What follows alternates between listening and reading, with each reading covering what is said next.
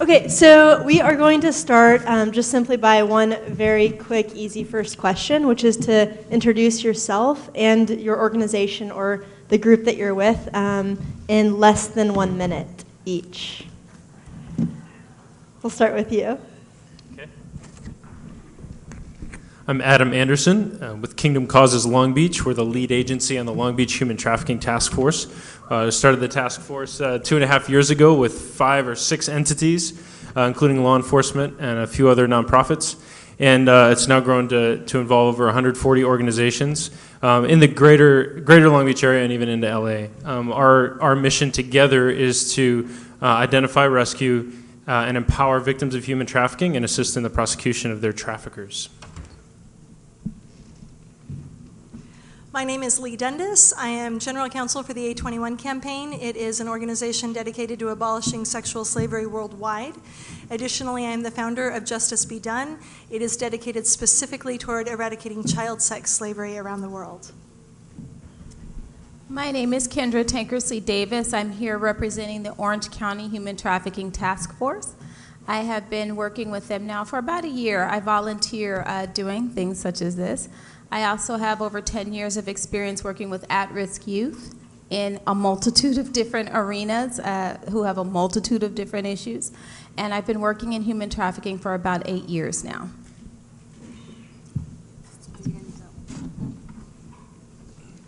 Hi, my name is Delita Miller, and I am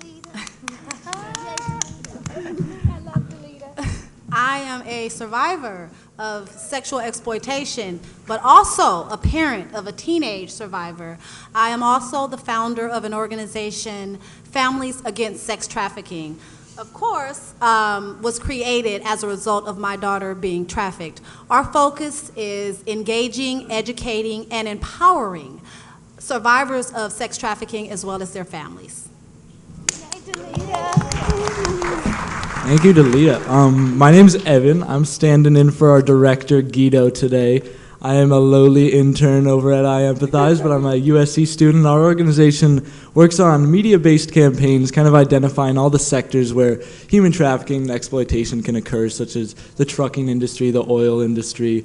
On the border with Mexico, we do a lot of work, and just identifying those sectors where people like yourselves already exist and already work, allowing you to empower yourselves within the framework of where you already live and work and talk and communicate. So that's why we're here. Hi, my name is Susan Patterson-Durick, and I speak in faith communities and help them create ministries to take on practical actions to fight trafficking. And based on that experience, I wrote a book, How You Can Fight Human Trafficking, over 50 ways to join the fight, that outlines many of what these actions are. Thank you. Thank you. Can you give everyone a round of applause for being here? We're just so grateful to have all of you here joining us and to offer your expertise. How many of you, is this your first time hearing about human trafficking this weekend?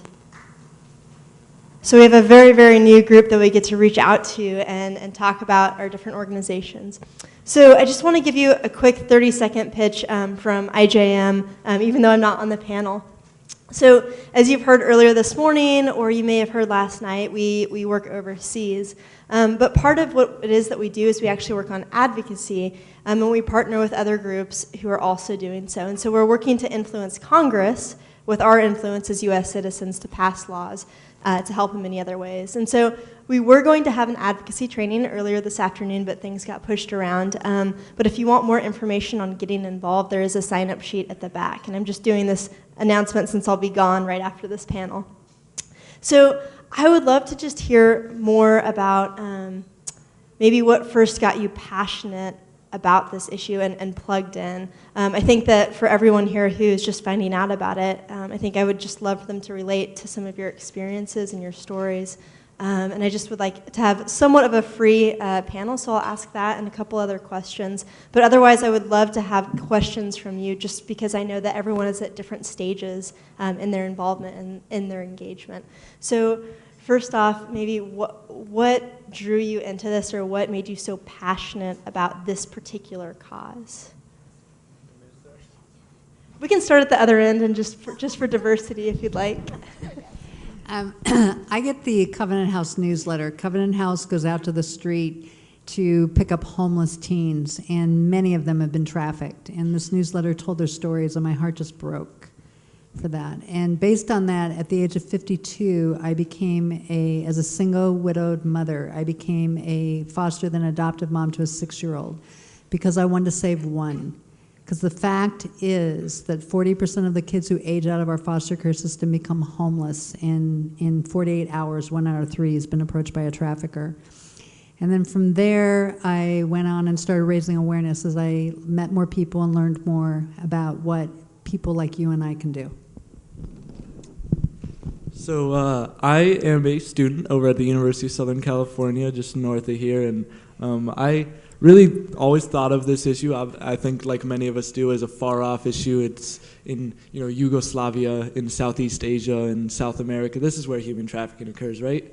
Not here in America. But when I was able to meet our director, Guido, and speaking to him for 5 minutes, looking through our website and some of the videos we've produced for 5 minutes, it takes very little. It's a very universal issue. It takes very little to empathize with this and gain that passion. You don't need years of experience to understand how deeply impactful this issue can be and to get passionate about it. So I, like some of you guys, am just starting to build that passion, but it's growing quickly. So. Okay. Well, for me, even though I am a survivor of exploitation, it was when my daughter was trafficked that really ignited my passion, or my fire as I like to call it, to really get involved. I saw the lack of support and resources for families whose child may have been trafficked. So that was the passion for me. For me, it came in quite a unique way, actually, because I work with at-risk kids who suffer a lot of trauma, or children who have experienced things that we can only imagine or don't want to imagine. I do a lot of training. I go to a lot of training, and I do a lot of trainings. And one of the trainings I went to was just a very small 1-hour come in, see what's going on, and it was about human trafficking. And one of the speakers there was a woman named Carissa Phelps. I encourage everyone to Google her name. Her story is amazing, and I love her. And hearing her have so much fire about this topic, I asked myself a question that I often ask myself. I'll just say, God, if not me, then who? And if the who doesn't come, then obviously it must be me. And so I fought it for a long time, but I had come into contact with girls who had had this experience, and I wasn't aware of what the totality of the experience. So I started educating myself. And from that, I got to meet great people like Susan. Get her book, it's great. I started meeting Delita and different people, and just really understanding that I am the mother of a daughter.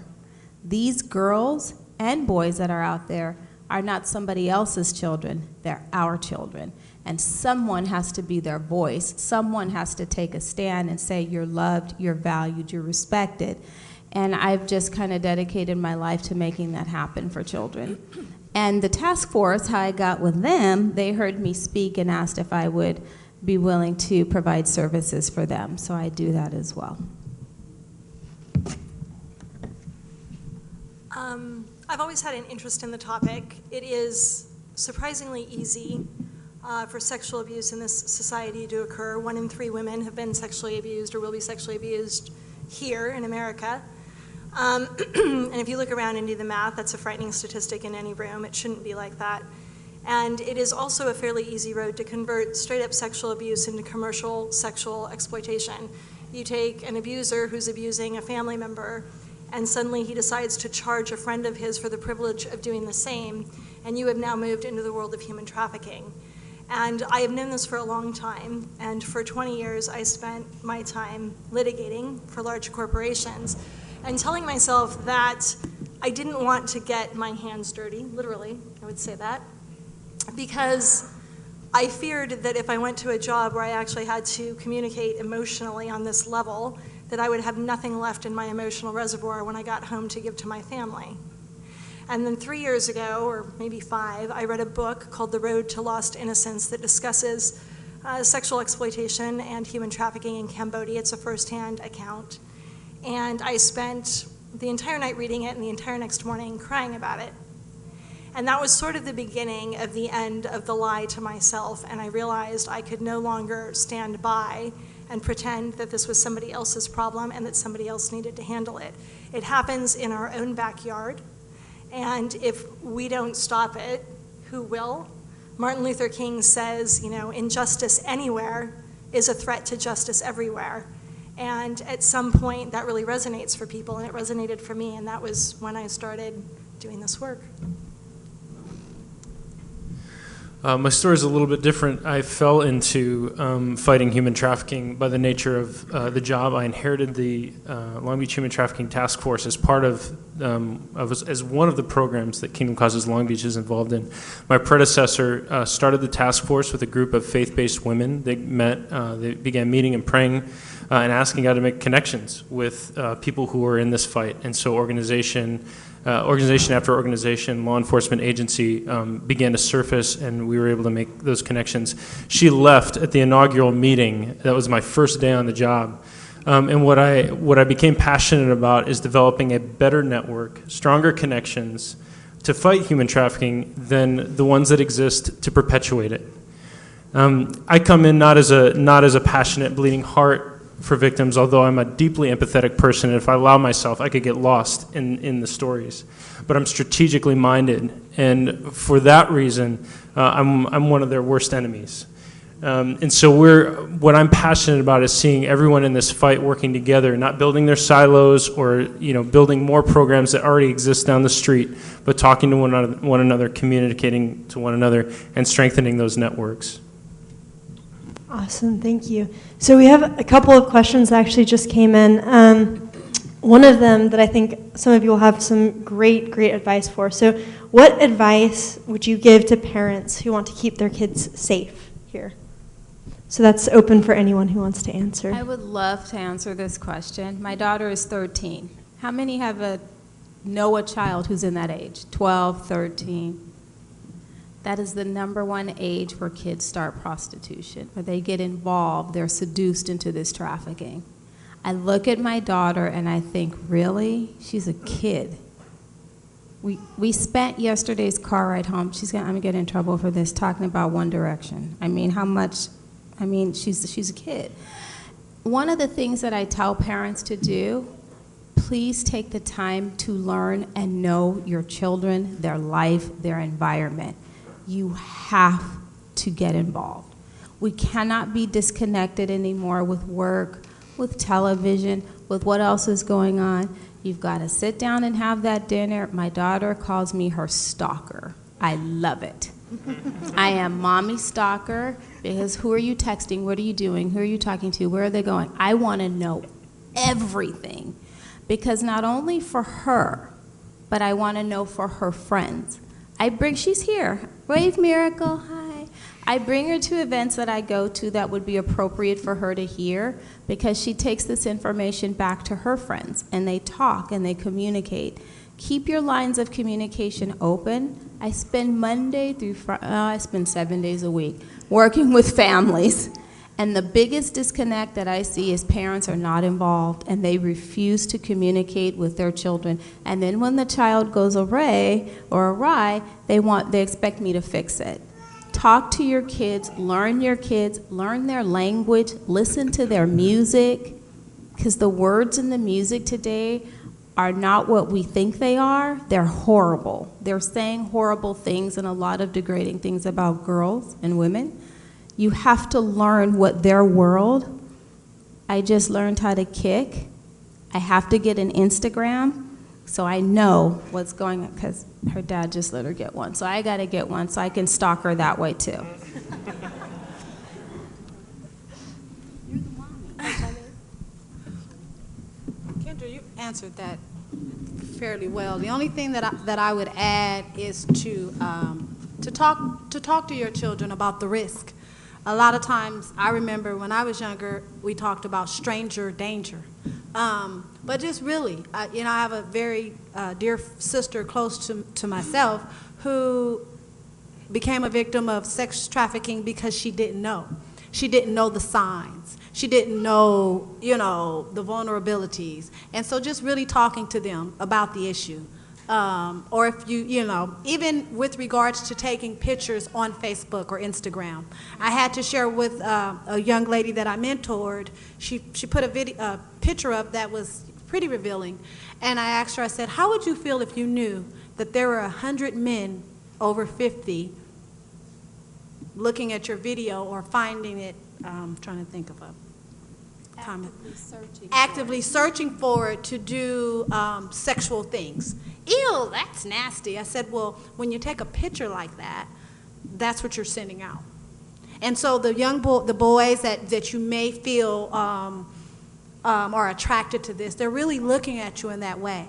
So just really teaching them about self-respect, not to say that any of you wouldn't, but just really teaching them about self-respect and how that can make them vulnerable to becoming trafficked. I'd like to add one thing, is so far we've talked about girls. You need to know that our sons are being groomed to be future clients through the porn pandemic. And personally, I have 2 sons. I take away all their devices before they go to bed at night, because that's when a boy is most likely to be up all night looking at porn. I take away the cord to his PS3, because that goes online. I take away his cell phone. I take away his iPod. I just add real quickly that I think a lot of us, think that there's some magic bright line before which you can't discuss this with your child because they're too young to understand. And I certainly, I guess, held that view without knowing it. And on a plane ride from, I think, Thailand to Cambodia or somewhere last year, I started doing this work, and my 8-year-old at the time daughter looked at me and she said, "Mommy, what's sex trafficking?" And of course, she picked that uniquely quiet time on the airplane that just never exists, but it was for some reason super quiet and about 300 people heard her. And I didn't have an answer, and I looked at my husband over the top of her head like, help me, and he said, "She's your daughter." That's the lawyer's daughter. I'm like, oh, there's no help coming from that quarter. And so I tap danced, and I gave the labor trafficking definition. I explained a story that you've seen Kate explain 2 or 3 times. Oh, there's these horrible factories, and they're made to work 24/7, and there's kids your age, and they never get a break, and they don't get to go to school, and they don't get to make any money, and it's really, really sad. And I thought that I had dodged a bullet, and I thought that I was doing the right thing. And luckily, my child, who's smarter than Mommy, gave me about 10 seconds of peace, and then she said, okay, how does the sex part factor in? Again, I looked at my husband. Again, there was no hope from that quarter. And I said what all mommies do when they're put on the spot and have no good answer. I said, honey, we'll talk about this later, okay?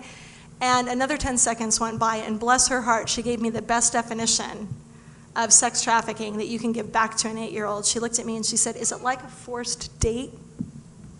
And I said, yes, it is. And that was all I needed to say. It conveyed everything that needed to be conveyed without getting embroiled in facts that were over her head or making her cry all night and fear every single man on the planet. And I would encourage you to talk to your children earlier than you think that you can.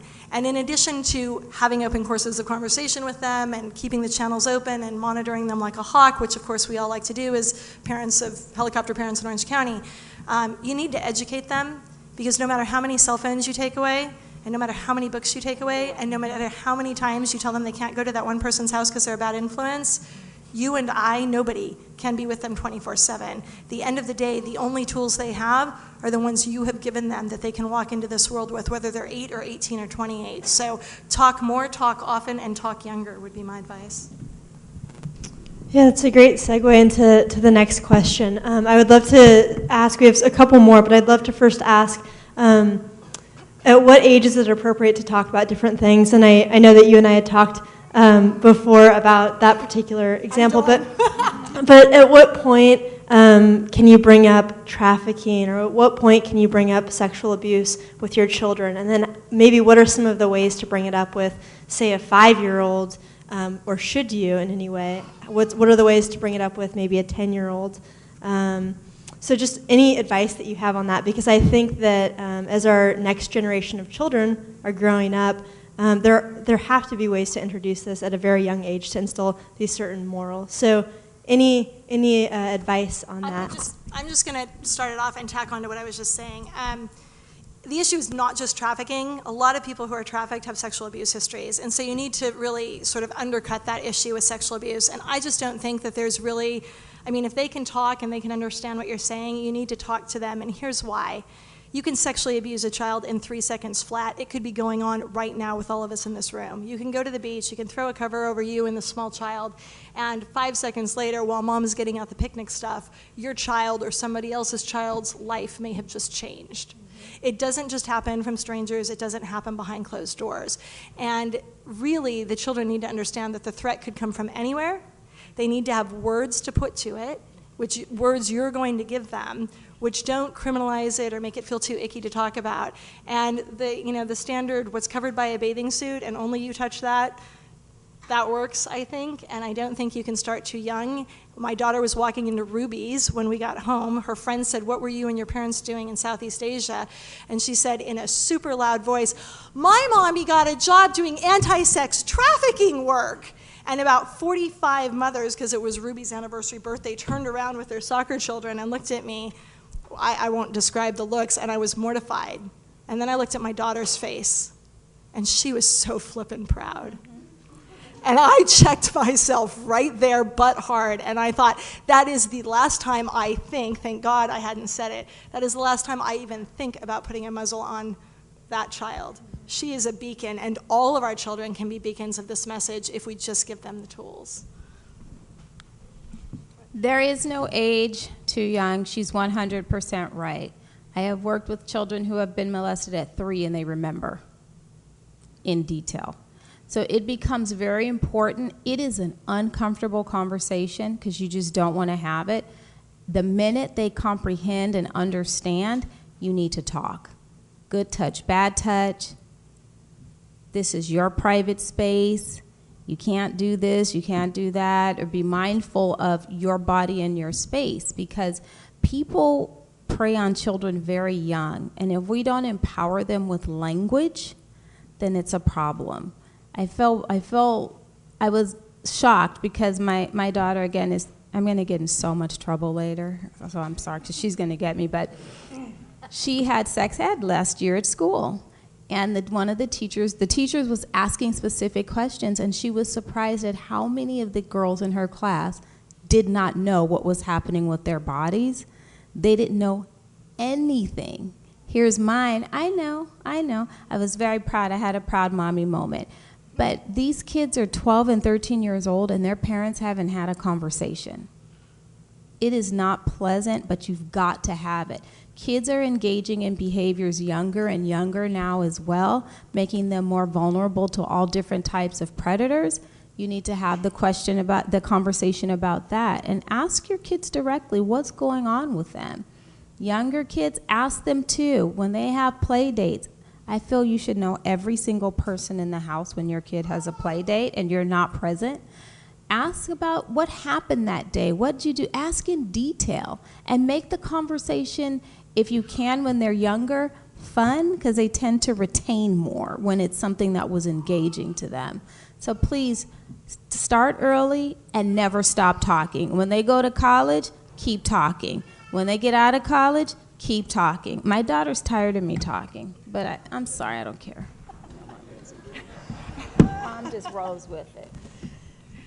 So one other question related to that. What are some of the maybe specific things that you can look for, any signs with children who may have been abused in any way? Are there specific things that are just red flags that maybe we can look out for in our community? And then the second part of that is, if we see those, what is the appropriate way to engage? Are there any ways that are maybe over the top, things that we shouldn't do, and maybe some things that we should do instead? Like, what are some of the good things to do?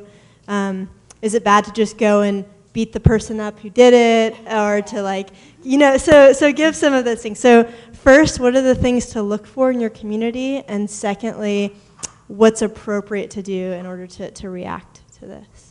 it's your child or a child? If it's either, however you want to answer that, if it's your child or if it's just a general child in the community. I know it's very different, a different question, but if you see it somewhere in the community or you think you may see something, what are the signs in order to maybe recognize this is something, or maybe I am just totally oblivious to what's going on?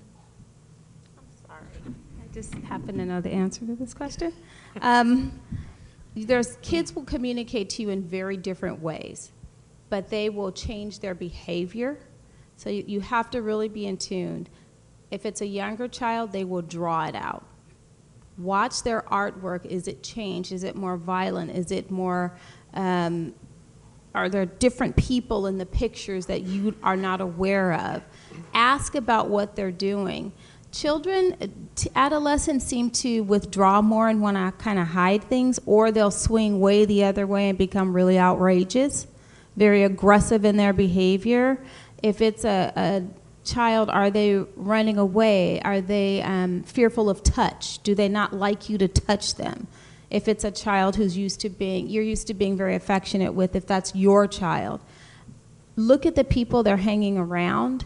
Does their social crowd change? Because they will sort of change the regular kids that they've been hanging around with. So you want to look for identifiers like that.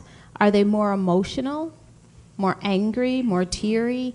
All of those things come into play. If it's a child within your community, are they alone? Have you noticed a child in your area, in your neighborhood, in your child's school who's bullied, who's teased, who's more alone, who's more withdrawn? Those are all kind of identifiers that something may be going on. If it's a child's friend, do they never want to go home? And is it just like, oh, we're having fun, or is it like, please, can I just stay here? How much do they want to be around you? Spend time connecting with the kids in your church. I guarantee you there's a kid in your church who's been hurt in some kind of way. Connect with them. Connect with the kids in your community. Show up at your kid's school and see what's going on. All of these things will tell you different ways of what's going on in that kid's environment.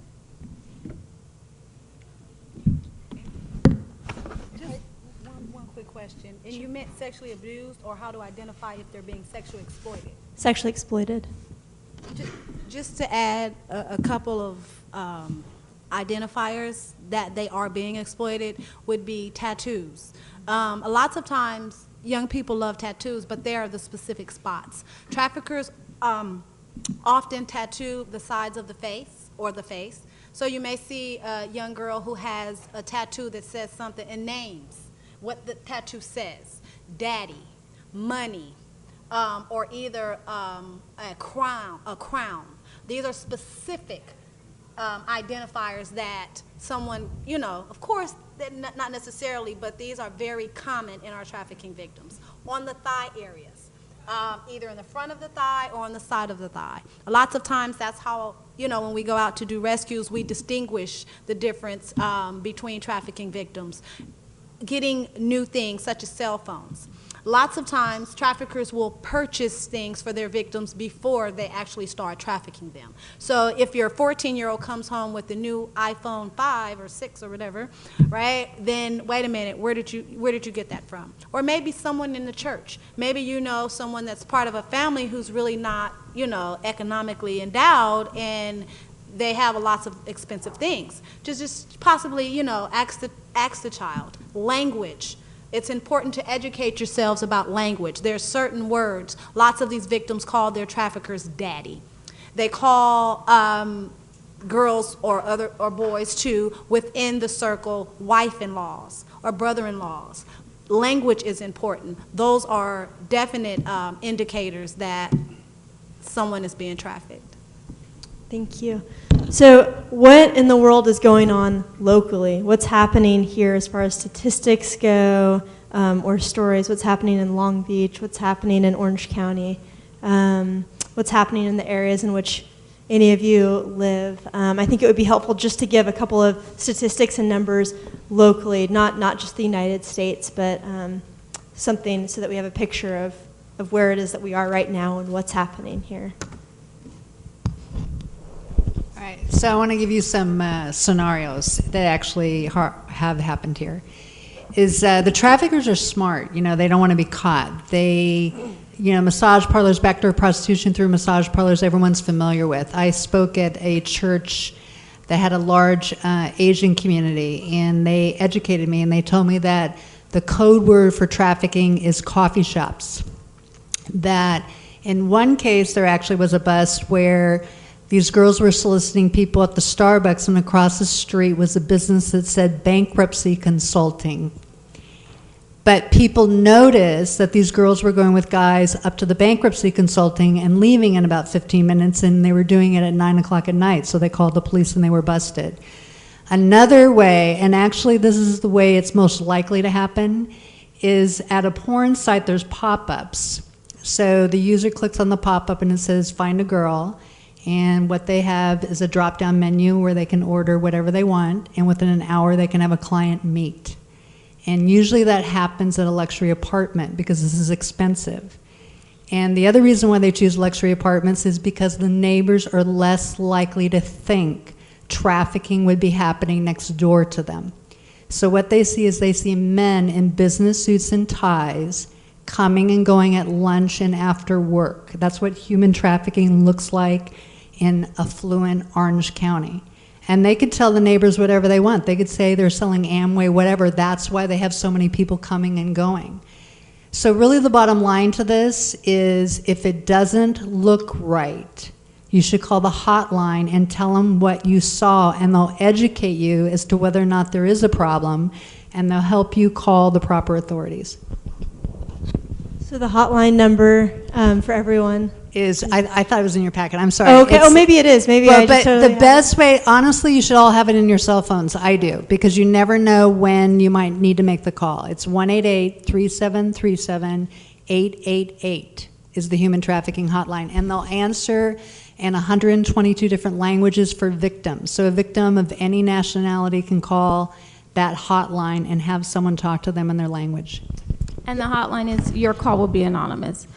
What's happening in Orange County, the Orange County Human Trafficking Task Force is a collaboration between the Anaheim Police Department, CSP, which is Community Service Programs, and the Salvation Army. Why do you think it was the Anaheim Police Department out of all the police departments in Orange County? Disneyland, that whole area, and the convention center are one of the highest areas of trafficking within the country because we have a large amount of tourism that goes on there. Also, we're sitting in the lovely city of Garden Grove. Last year, there was a stop that the Garden Grove Police Department did make. And the stop was made for an individual because the vehicle, like some backlights were out or something. It turns out that the officer who had been educated on trafficking felt something suspicious. And what he noticed, there was a girl in the back seat with her head down. Many victims who are trafficked, they have zero self-esteem and they're trained. That's why it's modern day slavery. And because of this awesome officer, he helped to rescue this girl who actually worked with the task force, who's doing very well now. But this particular girl was able to identify and speak up, which was really brave of her, that this was her pimp. She was being trafficked. She was sitting in the spot in the car that she was allowed to sit in. She was not to speak. She was to hold her head down. That was her job. She had been kidnapped from elsewhere, I believe LA County. So we have one of the things that people, it's a myth, they believe it doesn't happen in Orange County because it's the lovely Orange County. We just had a young girl by the name of Aubriana Parks who was killed in Yorba Linda. And she was trafficked from, I believe it was Carson or Hawthorne, California. At this very moment, this girl should be sitting in a university that she had acquired a scholarship to. So it does happen in Orange County quite a bit. You should also be aware of labor trafficking, domestic trafficking. We have some affluent areas in Orange County, and a lot of people have housekeepers. Pay attention to what's going on with your neighbors. How often do you see the housekeeper? Does she look young? Do they go to school? Does the gardeners, are they able to speak to you freely? These are all signs that you should look for. And please do put the number in your phone. Call. Again, you're anonymous. They will take care of the problem. it's very prevalent here. I just found out at a panel discussion I did at another church not too far from here. What's happening in Cypress, California now is for drug users, instead of trading money for drugs, they're trading girls for drugs. So it's just becoming so much more prevalent now. So whatever you can do to help, the biggest thing is keep your ears and eyes open. Just wanted to add on a couple things about labor trafficking. I thought about that is, if your parents are in a retirement home, any place, a dishwasher, if you see that person there 7 days a week, 20 hours a day, most likely they're being trafficked, and you should make the call. And I was doing a presentation, and the person who was presenting with me was from Homeland Security. And this woman asked, she said, well, I did notice something suspicious at my mother's retirement home, that the staff was there all the time, no matter when I visited my mother. So I asked the guy, I started talking to him, and he said they're all required to work double shifts.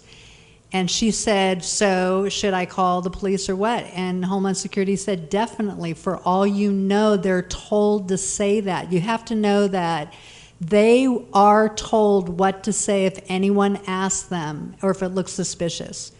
So the bottom line is make the call. I actually this morning came from a meeting with the Filipino Migrant Center, which is an organization in Long Beach, one of our partners, doing a forum where we got to hear from victims of labor trafficking. And the statistic I heard, and you can check this, I don't know how valid it is, but for every one sex trafficking victim, there are 9 labor trafficking victims in the United States. So that's a huge issue. As far as sex trafficking goes, though, in Long Beach, what we've come to understand is throughout all of LA County, the numbers are difficult to track because it varies on law enforcement agency, and there's multiple interactions with the same victim. But between somewhere around 300 to 400 cases a year in LA County. 84% happen in SPA 6 and 8, which is South Bay, Long Beach, including Catalina Island.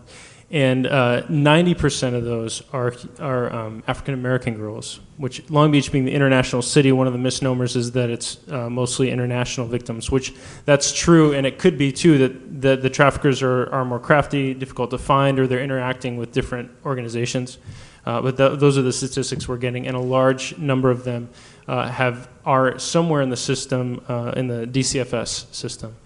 So that's an issue that we're facing. A very quick question, and maybe a very, very obvious question, but with regards to labor trafficking, what is the difference between simply working really hard and being a victim of labor trafficking? Because I think that that's something that is hard to tell a difference to for people who may not engage in this work normally. I think the primary thing that people should be concerned about when they're looking at a labor trafficking case is the person that you're speaking to or you're concerned about getting paid fairly under whatever the state and federal wage requirements for that jurisdiction mandate. And if they're not, and even if they're consenting, well, I came here and it's okay that I'm only getting, a gentleman after the second service told me that he was speaking to a Vietnamese fellow here in Garden Grove recently, and the guy said he was making $15 a day working all day at a restaurant, and luckily this guy spoke out. He knew that was wrong, and he reported it. But it's not okay just because the person that you're concerned about may think it's okay. The fact that the victim is consenting is really irrelevant. The ultimate deciding question is, are they being paid fairly in accordance with state law? If they're not, you need to report it. And on that note, what I would say is you need to trust your gut instinct, whether it's a sex trafficked girl in your youth group or your child's friend or your neighbor's maid that you're concerned about. We have 5 senses that we talk about and a 6th one that we never talk about, but people give off electrical energy that is starting to be capable of being measured. And that electrical energy collides with my neighbor's electrical energy, and you get a footprint. And you can ignore it, and you can say it's not valid, but you should all read The Gift of Fear if you haven't. It's a guy who breaks down the one guy who escaped the serial killer and looks at how come that victim got away.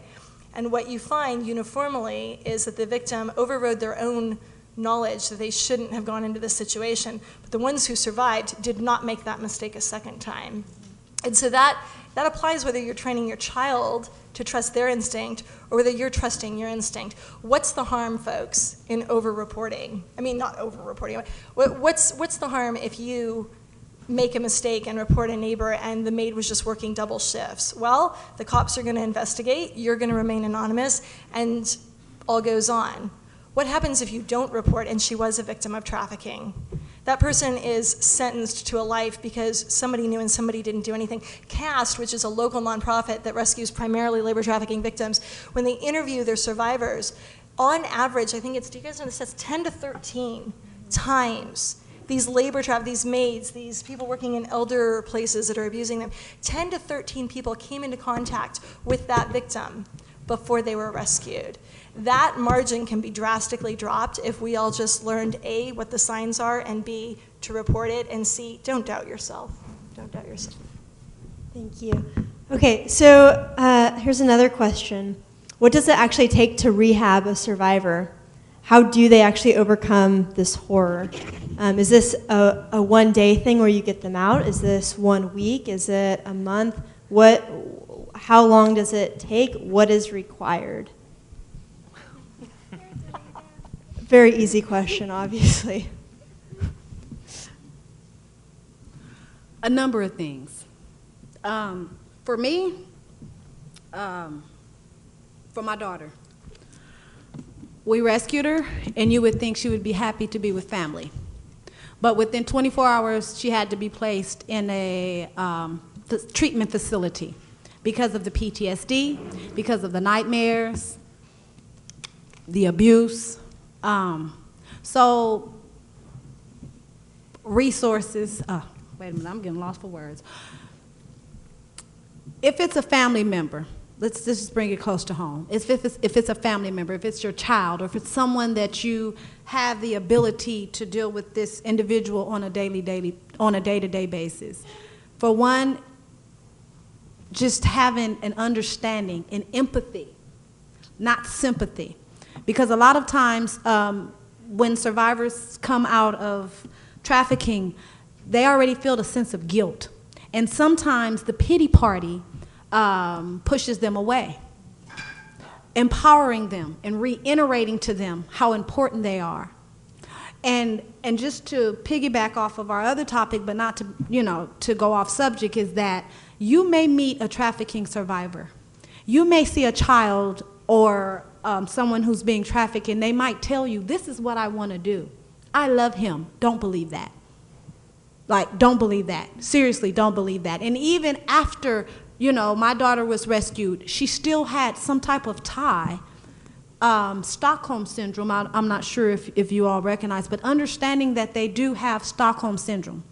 Not to take too much time, but I had a young lady, when I asked her why did she want to go back to her trafficker. She was 15 years old. He had beaten her, raped her, sold her, done everything under the sun. She says, because when my whole family turned their back on me, he was the only one that came and got me off of the streets. He was the only one that fed me. So a lot of times they have this connection to the perpetrator. And we have to understand that. And sometimes it may take, my daughter, it's been 2 years, she's in her second year of college, she's sort of bounced right back. But I contribute that to having a support system. I contribute that to having an involved parent, even though I am a single mom of 5, but an involved parent, an educated parent. I knew who to call. So empowering whoever the caregiver is to reach out. I had to explain to my daughter, it's not that I'm giving up on you. It's not that I don't feel that I want you here, but you need some extra help, love. And when I tell you that even though it's been a long time since I've been out, and I consider myself a leader, I still battle with PTSD. It's still not easy to sit here on this panel and allow myself to be open. Sometimes I still have days when maybe the bills are funny, and that thought pops in. Allowing the survivor to express that. I guess that was my cue. Thank you. If I can just add a little bit to that, because that's one of the things that the task force does is restoration. And we align with the Salvation Army a lot because they actually have an apartment that they house survivors in and help them get back on their feet. One of the things I think people miss, because I get asked a lot, why should I care? Again, these are all of our children and people within our lives. Whether we know them or not, we're connected. That's my belief. These people are tortured. They are brainwashed and they are tortured. I have worked with girls who have watched other girls literally be beaten to death. They are waterboarded. They are forced to sleep naked on the floor. If you don't make that money, you don't meet my quota, there's a consequence. And we have to remember that it's a family, it's a unit. There's a dad who's a disciplinarian, just like, you know, we may have in our families. And sometimes the pimp may have a working girl. They refer to her as another name because she has worked her way up. And she's the #1 girl, so she sometimes acts as a mommy. And they have the other girls who become their siblings. So if I'm trying to help you save yourself, I really don't like when people say, I'm coming in, I'm going to save you. Nobody's going to save anybody. I'm going to help you save yourself. I'm going to support you in this. What are we taking them to, and what are we giving them? Are we replacing that family with another? Which is one of the things that the task force tries to do. Building support systems, whether it's someone to help with education. They link with churches quite a bit because government has found that churches can be a wonderful assistance and support in areas such as this. What are we doing to support these women and men? Some of them have children. So you have to take, I'm going to take you from this, I've got to give you something. And so that's what the task force is doing a really wonderful job at doing, in helping to rebuild these women's and men's lives and their children's lives by replacing the horror with something positive and showing them what's truly possible. But it takes a lot of therapy, a lot of patience, a lot of love and consideration and empathy, and you can't act like you're shocked by what they say to you or break down and cry. Often I spend a lot of time in my car crying because I can't do it in their face, because then they think, oh, you feel sorry for me? I have to feel sorry for them like later. So I think that we have a really cool opportunity just by being around many panels, and that we have lots and lots of men here, which I think is pretty unique for human trafficking panels. And so is that pretty unique? Yeah, I would just like to clap, because generally you get about 50 women and like 2 guys, right? And luckily we offered food, and so maybe, and it was right after church, and so maybe more people came, I don't know.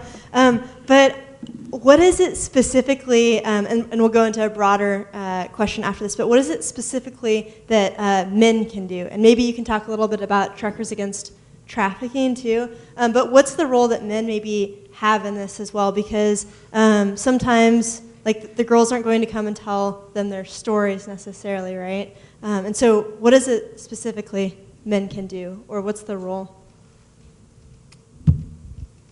Yeah, I can speak to that briefly. I think it's easy to say that, oh, we're all equal, we all have the same role, but in this is such a gendered issue that there is a unique role that a man can have in this issue, and we have to understand that there is an empowerment and a dialogue that needs to be among men. That a theme we've all talked about, all these people have spoke very eloquently about, is that active engagement. You can't just say, this doesn't happen around me, so I'm not gonna do it myself. There's an active dialogue that has to happen in every sector that you live in.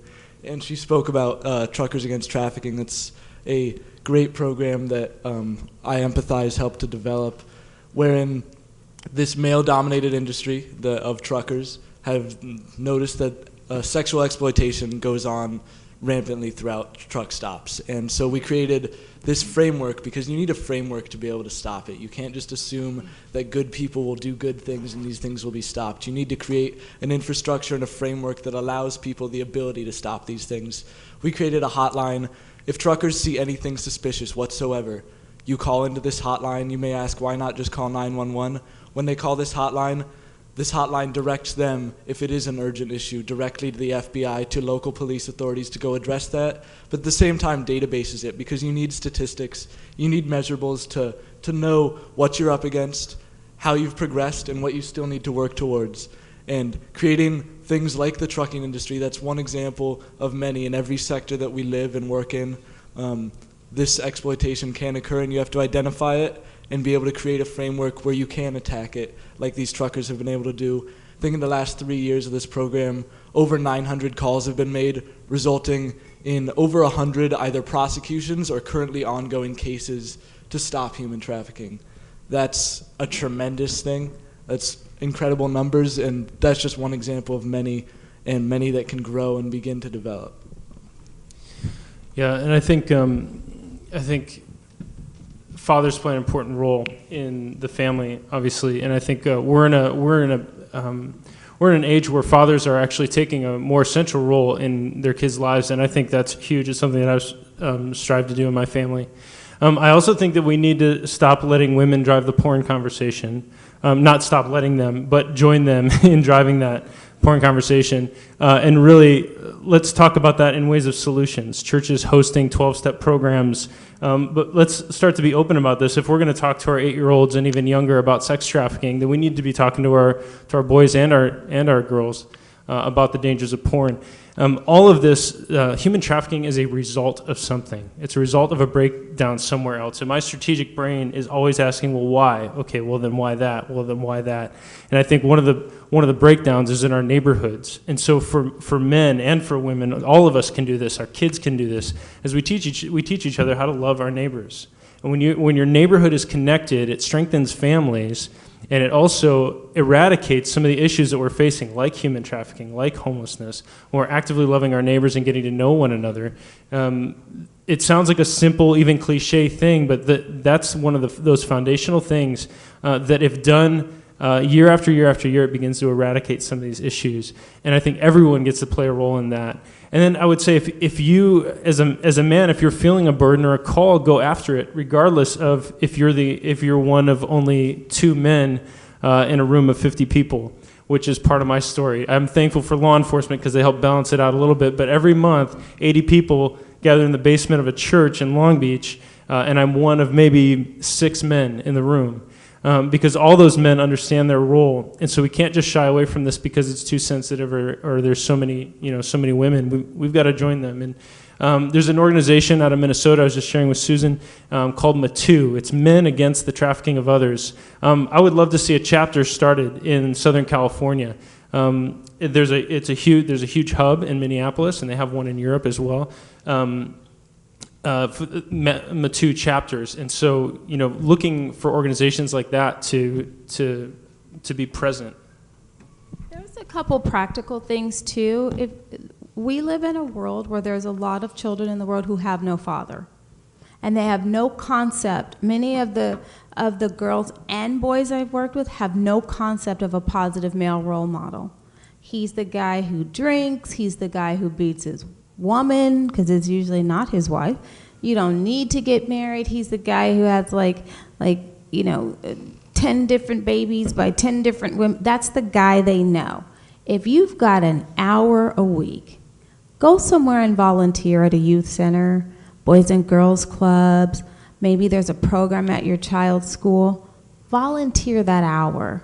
Be that one positive male role model that this child could see. There's an organization, I think it's Big Brothers of America. Be a big brother to someone. Because that little boy growing up may think what he sees in the music videos is what a real man is. It's the gold chains, it's the cars, it's all the girls in the bikinis. We know that's not what a real man is. That's not an honorable man. But that child in your community may not know. Just give a little bit of your time. I'm telling you, the reward that you'll get will be so much more than what that child is getting. And recent statistics show that if a child has one positive person in their life, that can change the course of their life forever. I just want to underscore one thing, because I do think sometimes the men get forgotten or demonized as part of the problem, but not only is what everybody has just said about the positive role model and the man doing it something you can do, let me put a point on that. It is something only you can do. I can't do it, she can't do it. We can be the best mommy, we can be the best friend, we can be the best listener. I am female. And sociologically speaking, there is nothing I can really do to overcome that. I cannot be a positive male role model. And women need that. If I just have a second, Carissa Phelps was sex trafficked. She runs an organization called Runaway Girls that many of us on the panel are familiar with. She was sex trafficked in the Central Valley as a teenager. She probably lacked for good male role models. She was in and out of the foster care system. And her life changed when a male foster care worker found a gift that she had from math. And that's all that he did, guys. He complimented her on the fact that she could do math. And she came to believe that she could do math. And maybe she could, I don't know, I can't do math. So maybe she could, maybe she couldn't. But when you reinforce something, you will create that ability in a child. Did you know if you divide a child in half and tell the teacher, this half's dumb and this half's not at the end of the year, regardless, they mix them up. It's not actually true, right? There's kids who are dumb and not dumb in both halves. By the end of the year, despite the fact that the teacher is under video and doing absolutely nothing different verbally and non-verbally that we can pick up, those children will perform as they were labeled falsely, right? People perform to expectations. That's what we do. And if you can find something a child does well, and you're male, not female, and you simply reinforce it, you can be the difference in that person's life. Carissa went to Fresno College. Carissa went on to UCLA. And despite the fact that she was sex trafficked, and because she was sex trafficked, she now holds a double JD MBA and is training law enforcement in this state and in this country on how to do it better. So do not underestimate for a second the role you can play, because quite frankly, it's not one I can play or anybody else who's female. One more thing in reference to the man who helped Carissa. To her, he's like her dad. They still talk, and he's an awesome human being. One more thing, men, when you're with your men friends, talk. Talk about this topic. My husband plays basketball every Saturday morning, and I ask him, did you tell anybody about human trafficking? I must stalk my whole family. But anyway, I do. I think I do. I remind him. And he would be here today, but he was late playing basketball. But I have him talk to his people, to his friends, to his colleagues, because they go to basketball games and they go to football games, and guess what happens outside that arena? Trafficking. I need them to know that's not what you want to do. And if you suspect it or see it while you're at the game, you need to pick up the phone. So that's my husband's responsibility to his peers.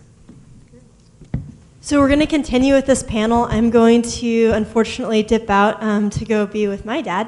But I am so grateful that you all have been here, and I'm really excited for this to continue on. So thank you so much for having all of us. Thanks, we just thank Kate.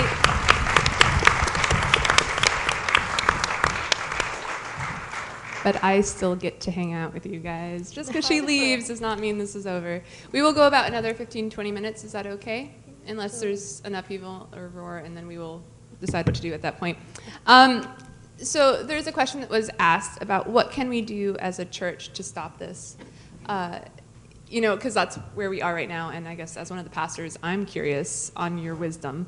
So what can we do as a church to help take a step and stop this?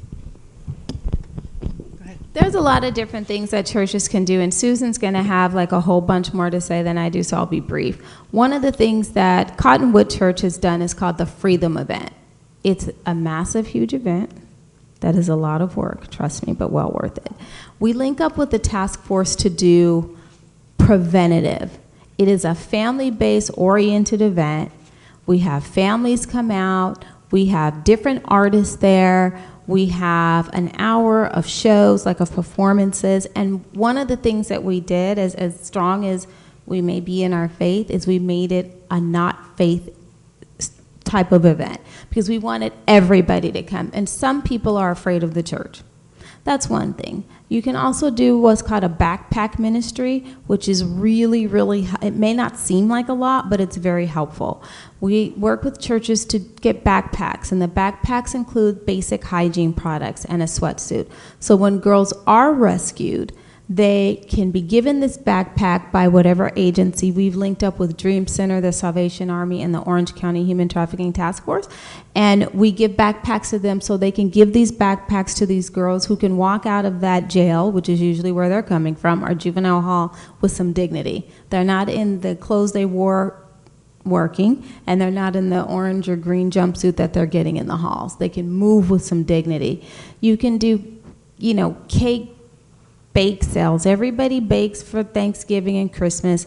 The Salvation Army, the women that they help rescue, and they do men too, like to get a homemade baked good for those holidays. It makes it feel like home. So have a big bake drive. Make everybody bake an extra cake. They'll pick it up. They'll deliver it to the families. There's a lot of different things that you can do. Well, I actually do a 2-hour presentation on this, but I'm going to limit this to about 3-4 minutes. But basically, kind of along with Kendra's saying, is one of the things that I sit down with churches is they don't know where to start or what to do. And the fact is you can recruit volunteers. Big Brothers is great. There's also, everyone's familiar, at least this panel probably is, with like Treasures, which goes out to where exotic dancers are, but there's also one for men to minister to men who are addicted to using prostitutes, which the MST Project takes on. They're in Thailand. They'll set up a chapter. When I work with churches, just to nail this down, there's 3 themes I have them take on. One is the most likely victim is going to be a runaway or a kid from the foster care system. In this country, when a kid ages out, we shake their hand, we congratulate them on becoming emancipated, and we drop them off at a transitional shelter, and who's right there at the transitional shelter is the human trafficker waiting for them. You should know that. So I have them do 1 event per year on recruiting foster parents, mentors, recruiting for Stand Up for Kids, which goes down on the beaches to find the homeless teens before the traffickers do. So that's taking care of the most likely victim. 2 other ones is fair trade. 2/3 of all trafficking worldwide is labor trafficking, not so much in this country. 82% is sex trafficking, but worldwide it's labor. And given that the U.S. is the 3rd most populous country in the world, who's buying the majority of the products made by slaves is you and I. If we stopped, it would pretty much handle labor trafficking. So what I am asking churches to do and the schools that they know is to host a fair trade table at their annual fairs and to show people where they can buy fair trade products, to educate them that just about anything imported in this country could be made by slaves, from your cell phone to your computers to your shoes to the food you eat, like that, and that wakes people up. And if you wake people up, there will be a demand to make sure we're not letting any products like that in our country. And the third thing is obviously the porn pandemic is driving sex trafficking, and that's obvious. So I have them suggest they do a white ribbon campaign, which has already been pre-designed for churches to do. It recommends that you let people know where they can get help. But what I want to add is that we do a letter writing campaign and follow the suit of Prime Minister Cameron of England, who's taken a stand against this. He's a devout Christian. He hates porn. He took a stand and did something revolutionary. He told the internet providers they could not do business in his country unless they blocked all child porn so it cannot come into England. Canada and Iceland is following suit. This means you can't access it. Now, Google and Microsoft fought him, told me it was unrealistic, couldn't be done. He said, fine, I got it. You cannot do business in my country unless you figure this out. So they did. And they now block child porn. I think their date is but in the next couple months to all 220 countries that they service. That's incredible. Second thing is, this is where we need to write to our president, because we need to ask him to make sure all internet providers are doing it, because it's only the 2. If you're using a different search engine, you can get child porn. Second thing is to have them institute the opt-in campaign, which Prime Minister Cameron did, which means that all porn is blocked, all of it, unless you call your internet provider to opt in. This will protect our teens who are becoming addicted right and left. We are arresting tens of thousands of them because of how they're acting out as a result of looking at porn. This will protect everyone. It gives the power to the people. Pastors can say, don't opt in. And the beauty of this is it circumvents free speech. Porn is in free speech, which is why we've never been able to limit it. We did try to protect children from accessing porn. It got overturned in the name of free speech. I could name 3 or 4. Porn in libraries. Every time we tried to block it, got overturned in the name of free speech. But because opt-in is voluntary, it circumvents it. So let's get a letter writing campaign at every faith community you know and send the letter to the president and the attorney general and say, we want opt-in. We want all child porn blocked. That would make a huge impact on this issue.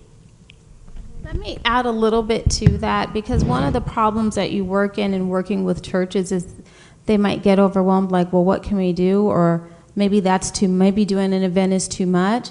You can also volunteer with the task force, the Orange County Human Trafficking Task Force, both as a church or as an individual. And there's so many different things you can do. Not everyone is equipped to work with survivors, so that's really important because it's a lot emotionally at times. But you're a teacher and you can work with them on math, or you can work with them on history or whatever, because many of them are working towards completing their high school diploma. Maybe you speak well, or maybe you can volunteer at the Orange County Fair and just kind of man a booth there. There's a lot of opportunities for things that you can do. They do a wonderful training. It's usually on a Saturday. And you get the training, and then they provide you with a number of options as to ways you can volunteer. You can also move forth and do smaller things as a church. If you have like a store, like a bookstore or something, there's a wonderful company called iSanctuary. They sell jewelry that is made by survivors of human trafficking. It's great jewelry. You can offer that for sale at one of your women's events or in your bookstore. So there's a lot of different ways that you as an individual, both as a church, can get involved. There's also a new organization, well, it's kind of new, called the Christian Coalition. They're linking churches all over to come together, either to connect with another church or to do their own, and it's just sort of a meeting of an exchange of ideas as to what churches can do to join together in stopping human trafficking. One of the things that's occurred to me recently is that our organization has gathered people and built collaboration around several complex social issues. Human trafficking is a different animal altogether, because with homelessness, it's easy to meet a homeless person, and anyone can have a direct contact with a homeless neighbor and try to make their life better, feeding, getting them connected to services, trying to get them a job. Human trafficking, especially when we're talking about minors, has a greater degree of expertise needed in trauma recovery, as well as anonymity. And so there are direct and indirect ways we can engage. Our task force is split into subcommittees based on the 4 federal P's, which is prevention, protection, prosecution, and partnership. Everyone can build partnership, and everyone can have a hand in prevention. For protection, many people can have a hand in that, especially volunteering with organizations that are already expert at that, and you can get training on those things. And prosecution, you can do things with policy. As Susan mentioned, there are always bills going before the governor. Learn about what bills are being passed, right to the governor, right to our congressmen and women. But number one, I think, for churches is we have to talk to each other. We have to talk to each other. We spend so much time, energy, and resources building our own thing when the church down the street maybe already did it or has somebody who's an expert. So John 17 says, paraphrased, that Jesus is praying, and he's saying, Heavenly Father, I pray that they would be one as you and I are one, so that the whole world would know that you sent me. So in other words, if the whole world is going to believe, I'm preaching a little bit, if the whole world's going to believe that Jesus is the real deal, then we have to act like we're family. We already are, but we've got to act like it, and that's what the world's going to see. So if the average community member sees this church is doing an event and this church over here the next Sunday did the exact same event, what? Don't they talk at all? Don't they believe the same thing? Yeah, so we need to start talking to each other more. And this is a weird jump out question, but since you were talking, Pastor Tony wants Adam to talk about what shalom means to him. And so I thought, since you were on a roll with preaching, you might as well just Let's do go that there. one. All Let's right. go. So I need a podium and I need to stand up and start walking around. No, I'm good. So Jeremiah 29, 4 through 7. So Jeremiah 29, it's familiar because at graduations we like 11 through 13 a lot. I know the plans I have for you, plans to prosper you, not to harm you, plans to give you a hope and a future. But we miss 4 through 7. The background of this story is that God's people have been exiled into the land of their enemies. And I think in the current day church, if that was us, we would think that God would tell us, hunker down, huddle up, don't get influenced by the world around you, safety at all costs. But what God actually tells his people to do is plan to stay. Have families, increase in number, do not decrease. Plant gardens, eat the fruit of those gardens. Give your sons and daughters away in marriage. I think Eugene Peterson even says, start businesses. God says later in 70 years, I'll restore you to the land I promised to your forefathers. And it's as if God's saying, the present is for you, the future is for me. I'll take care of it. But then what he says, seek the prosperity, the shalom of the place that I've exiled you into. Because as it prospers, you will prosper. Not the other way around. Don't take care of your own stuff first and then hope that it bleeds over into the community. But he says, seek the prosperity or the shalom. And in its shalom, you'll find your shalom. Now that word shalom, we've come to think it's a greeting that means peace. I have been for the last 2.5 years camped out on the word wholeness as the most accurate one-word translation. But recently, after I spoke at an event, an individual came up to me and said, my pastor's a Messianic Jew. And he said the literal translation of shalom is nothing missing, nothing broken. And so when we talk about justice, justice is a worthwhile endeavor. In fact, God commands us to seek justice, to love mercy, to walk humbly with God. But we only deal with justice this side of heaven because it only makes sense in terms of injustice. Those two have to coexist to make sense. But what we're really about is shalom. What we're really about is seeing the wholeness of our neighborhoods, our community. We're about seeing the wholeness of the individual who is trapped and enslaved. And that's what we're really after. If we really allow ourselves to be honest, the reason this bugs us is because we have a vision for something better than just justice.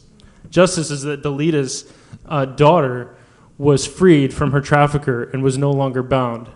But shalom is the fact that she's in college now, a double major, right? Studying theater and psychology.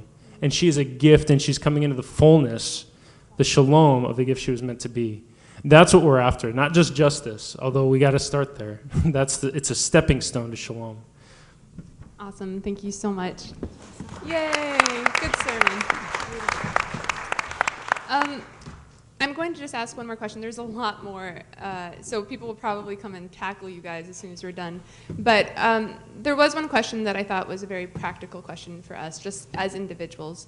And it was having to do with, for those people that maybe think that they're tough, or they can handle anything, or this will never happen to them or anyone they know, what advice or wisdom can you give to us to either challenge people with, or either just to hold ourselves accountable? Because it probably can happen to someone we know and someone maybe even in this room. So It has happened to someone you know. People live in, I don't know, I used to live in that world. I was born in the valley. My family's normal, I didn't think the world existed with kids who didn't have parents until I fell into this career. I was shocked. I remember calling my mom and saying, do you know there are people who don't have parents? Because it was so weird to me. Please don't think it's not in your world or in your home or in your family. You genuinely don't know. You don't know what's happening in the house next door to you. You don't know what's happening in the house across the street from you, and you don't know what's happened in your relative's house. So don't be fooled. We can't live in glass houses because the world's not perfect. We would love for it to be. We have not made it to heaven yet. We are still here. And ignorance is not bliss. I changed it. I like to make up my own. You could tell I work with kids because I make up my own words all the time. But it's not bliss. When you think it can't happen and when you don't know what's happening and you're not educated, that's when it gets you. That's when it comes to you and it slaps you right in the face. So please take the time. It doesn't take long. Put the number in your phone. Educate yourself. Open your heart and your mind to come outside of your box and start talking. When you really start talking, you'll be so surprised at what you find out has been happening right underneath your environment or right around your environment and you weren't even aware.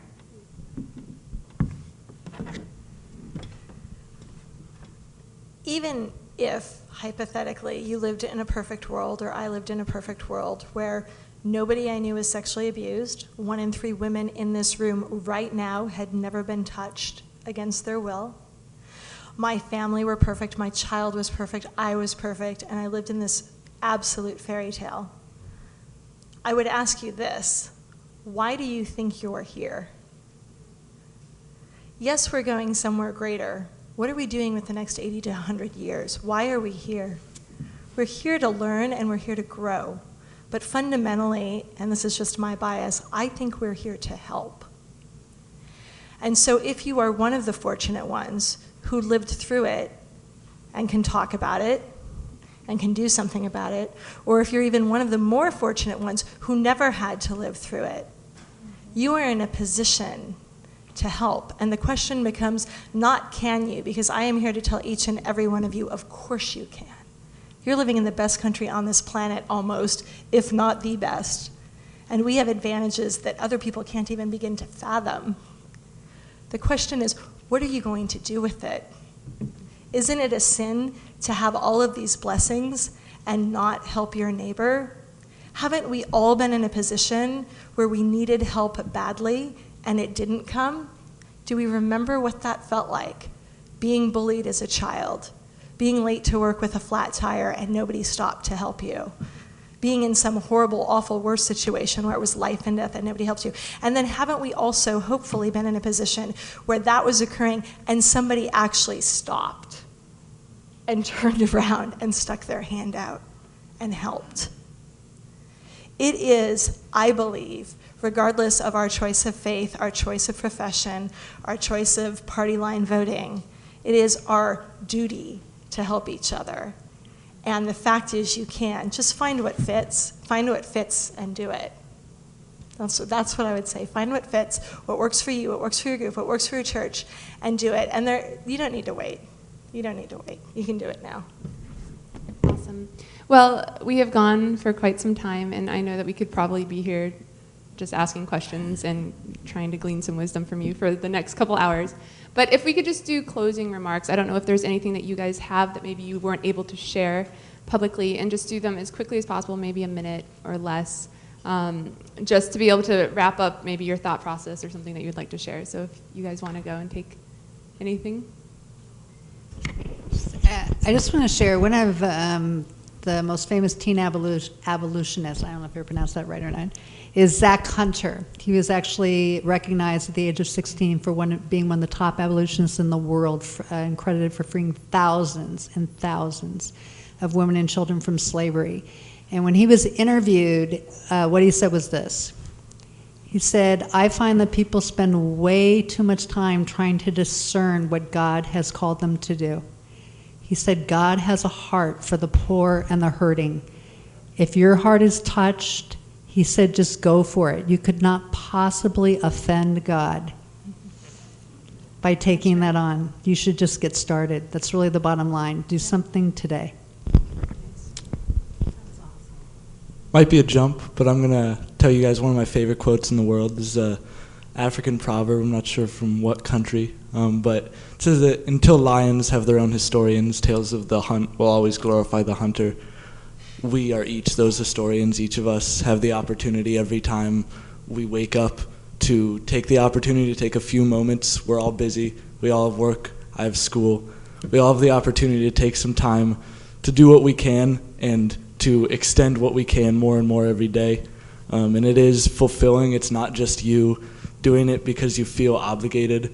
It is incredibly fulfilling to know that you've made a difference, and each of us have the ability to step into frameworks of these incredible organizations who already have a plan for you and can tell you how you can help. So do it. Go talk to these people over here who can tell you how you can help. Anyone else? No? Oh, wrap up, sermon time. Yeah, well, this will not be a sermon. I think this is a stewardship issue. You're not accountable for what you didn't know before you came in today or this weekend. Now you are. Sneaky. So welcome to the club. And whatever you have, money, time, resources, expertise, give it. It could be directly to the human trafficking cause. It could be more indirectly into your community, but do it. Awesome. I really, just give the panel a hand really quick.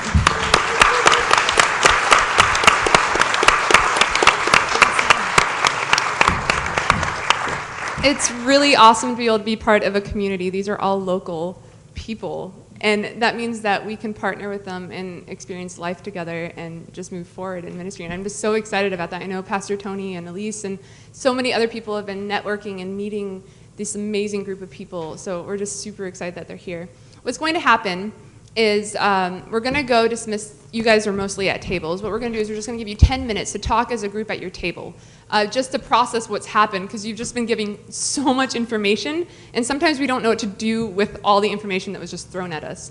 So now it's your turn to sit and talk with each other just for 10 minutes, and during that time, the panelists will be able to go to their booths, their stations, and they will be able to set up and be mentally prepared, get some water, hydrate themselves, whatever they need to do, and then you can go and you can actually talk and meet with them. So those questions that weren't answered, find someone that you think would be able to answer your question and just go meet with them. Before we do that, let's just have prayer to close out this segment. Let's pray. Dear God, thank you so much for this day. Thank you so much for just giving us the opportunity to talk about what's happening and giving us the passion and energy to be here, and just God, be with us as we go throughout the rest of the afternoon. Thank you for being bigger than all of this, because there's no way we could face this on our own. We love you so much. In your name, amen. Amen. One more thing before I lose everyone's attention. At 5, pizza will be delivered. I know you ate tons earlier, but I'm a youth pastor, so I ordered pizza, because that's what we eat. So we're having pizza and some beverages and stuff like that. There'll be snacks and some hot beverages, unfortunately, with the weather over there. And we will just hang out for a bit, but then after that, we have a man who's coming in to share his documentaries with us. And I really encourage you to go actually talk to the people over at I Empathize. That's the name, right? I Empathize. And they have some amazing things coming. He's going to set up an interactive booth over there. He's going to have just amazing things to present to you. And we're so fortunate. He's going to show us 3 short documentaries. And I think it will be like eye-opening beyond all belief. So we hope that you stick around for it all. So thank you so much, panelists. Feel free to go. Everyone turn to each other, have some dialogue about how this applies to you, and then you can go to the booths. I love yours.